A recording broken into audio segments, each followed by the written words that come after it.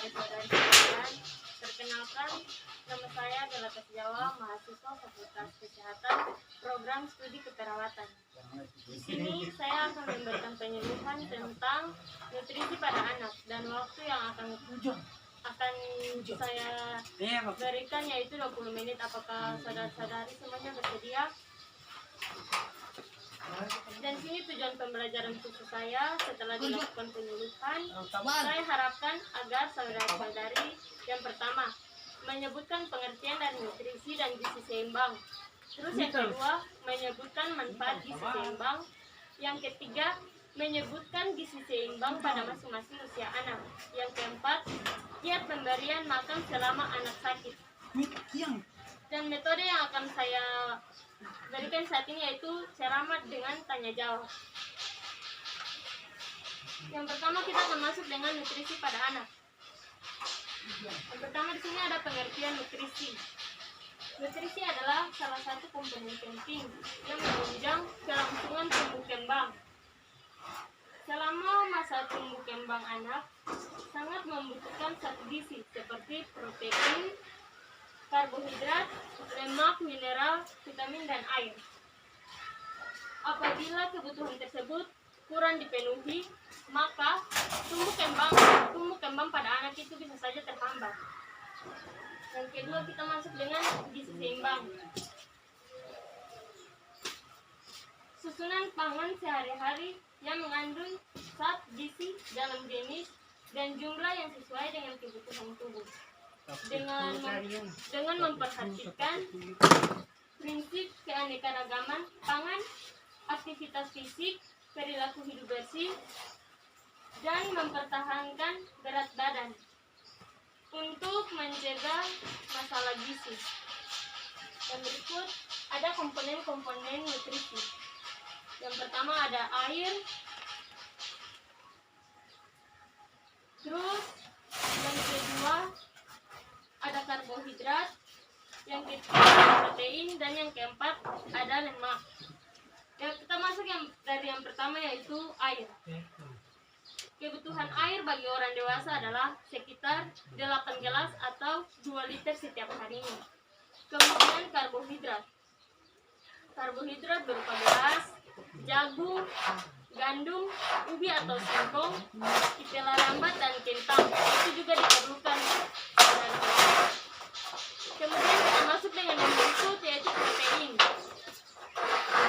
Di sini protein ada protein hewani antara lain daging, telur, ikan, udang, susu, kerang, dan kepiting.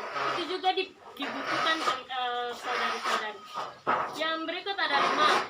Hasil tanaman antara lain kacang-kacangan, kemiri, wijen, dan hewani mentega, susu, telur, dan juga daging. Itu semua diperlukan agar menjaga keseimbangan tubuh kita. Di sini kita akan masuk dengan yang berikutnya yaitu manfaat gizi seimbang. Gizi yang seimbang perlu diterapkan sejak dini dalam sebuah keluarga. Karena gizi yang seimbang sangat berguna bagi anak untuk mendapatkan stimulasi ke arah pertumbuhan dan perkembangan yang lebih optimal. Zat-zat gizi yang dikonsumsi oleh anak sehari-hari dapat diperoleh dari makanan agar stimulasi yang diberikan pada anak tepat. Makanan yang diberikan tidak sekedar mengenyangkan perut saja, tetapi makanan tersebut seharusnya beragam jenis, jumlah porsi cukup, higienis, dan aman. Makanan yang diberikan secara teratur. Makanan mengandung zat gizi yang seimbang. Zat gizi yang seimbang tersebut bermanfaat untuk yang pertama, menghasilkan tenaga yang digunakan oleh anak untuk melakukan berbagai macam kegiatan seperti belajar, olahraga, bermain, dan aktivitas lain. Yang kedua, membangun jaringan tubuh dan mengganti jaringan tubuh yang telah rusak. Yang ketiga, ada mengatur kegiatan-kegiatan yang terjadi di dalam tubuh. Yang keempat, kepandaian seorang anak ditentukan oleh perkembangan sistem saraf dan otak.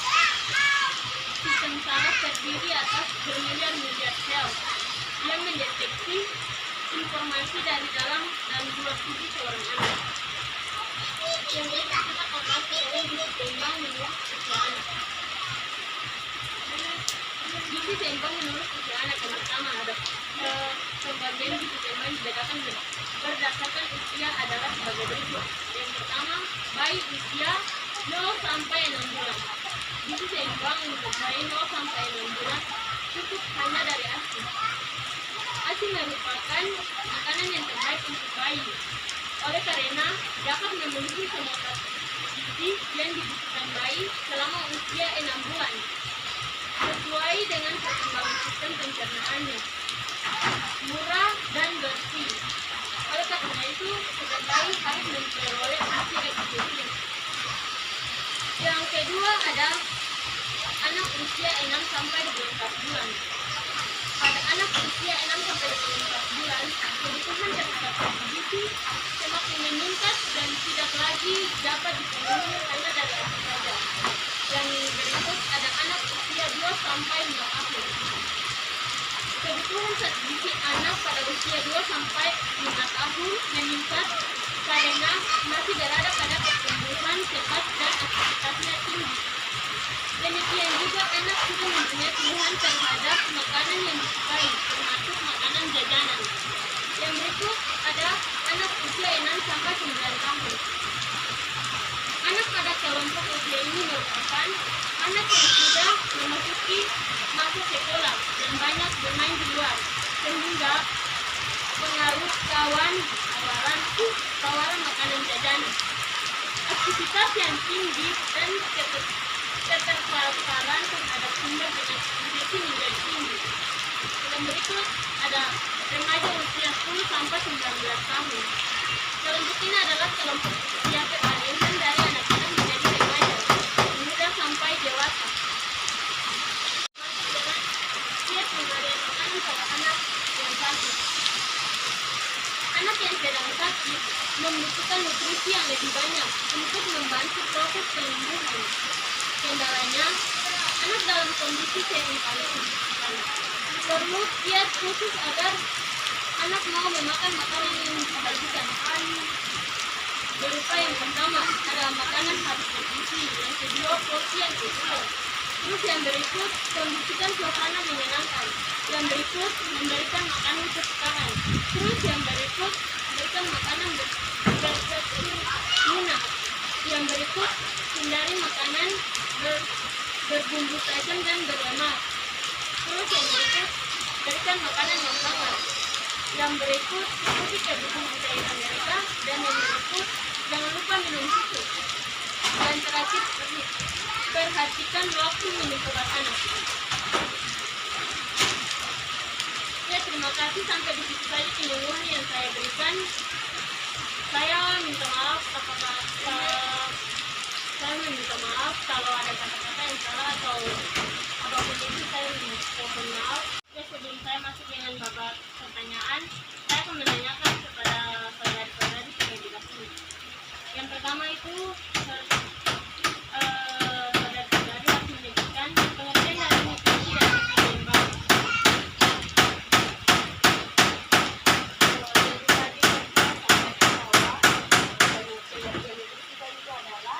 Salah satu komponen penting yang menunjang kelangsungan proses tumbuh kembang, dan gizi seimbang tadi kita bilang itu isi tangan sehari-hari yang mengandung zat gizi dalam jenis dan jumlah yang sesuai dengan kebutuhan tubuh. Oke, terima kasih. Yang kedua, pertanyaan yang kedua, menyebutkan manfaat gizi seimbang.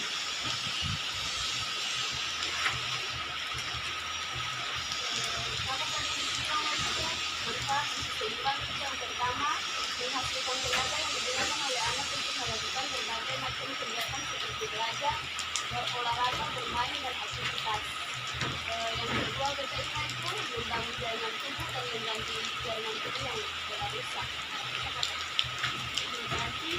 Kemudian pertanyaan yang ketiga yaitu menyebutkan gizi seimbang pada masing-masing usia anak. Baik, tadi yang kami sampaikan gizi seimbang untuk usia anak itu ada bayi usia 0 sampai 6 bulan, kemudian ada anak usia 6 sampai 12 bulan, dan kemudian ada anak usia 2 sampai 5 tahun, dan juga ada anak usia 6 sampai 9 tahun, dan remaja usia 10 sampai 19 tahun.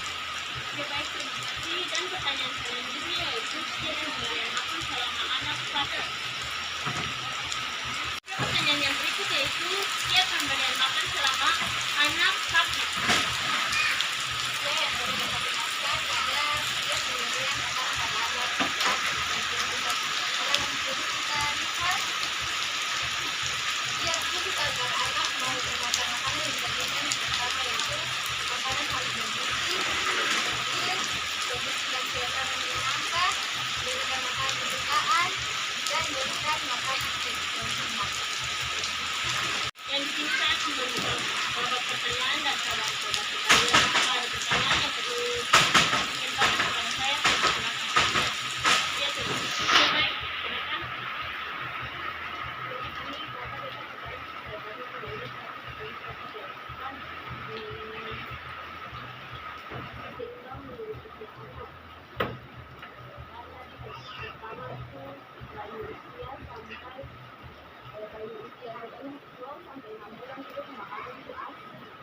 Kemudian umur usia 6 sampai 12 bulan itu bukan hanya ASI, kita makannya itu selain dan kita makannya itu makanan pada anak 6 sampai 12 bulan itu apa selain ASI?